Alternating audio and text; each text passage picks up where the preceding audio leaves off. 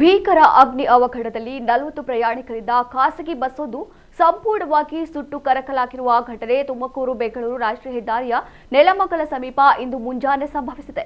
ಬೆಂಗಳೂರಿನಿಂದ ಕಲಬುರಗಿಗೆ ತೆರಳುತ್ತಿದ್ದ ಖಾಸಗಿ ಸಂಸ್ಥೆಗೆ ಸೇರಿದ ಬಸ್ ಎನ್ನಲಾಗಿದೆ. ಹೆದ್ದಾರಿ ಕಾಮಗಾರಿ ನಡೆಯುತ್ತಿದ್ದರಿಂದ ಬಸ್ ನಿಧಾನವಾಗಿ ಚಲಿಸುತ್ತಿದ್ದಾಗ ನಿಯಂತ್ರಣ ತಪ್ಪಿ ಪಕ್ಕದ ವಿದ್ಯುತ್ ಕಂಬಕ್ಕೆ ಡಿಕ್ಕಿಯಾಗಿದೆ. ಈ ವೇಳೆ ಉಂಟಾದ ಶಾರ್ಟ್ ಸರ್ಕ್ಯೂಟ್ನಿಂದಾಗಿ ಬೆಂಕಿ ಹೊತ್ತಿಕೊಂಡಿದೆ ಎಂದು ತಿಳಿದು ಬಂದಿದೆ. ಅದೃಷ್ಟವಶಾತ್ ಬಸ್ನಲ್ಲಿದ್ದ ಎಲ್ಲಾ ಪ್ರಯಾಣಿಕರು ಪ್ರಾಣಾಪಾಯದಿಂದ ಪಾರಾಗಿದ್ದಾರೆ. ಸುದ್ದಿ ತಿಳಿಯುತ್ತಿದ್ದಂತೆ ನೆಲಮಂಗಲ ಅಗ್ನಿಶಾಮಕ ದಳ ಸ್ಥಳಕ್ಕೆ ಆಗಮಿಸಿ ಬೆಂಕಿ ನಂದಿಸಿ ಹೆಚ್ಚಿನ ಅವಘಡ ತಪ್ಪಿಸಿದ್ದಾರೆ.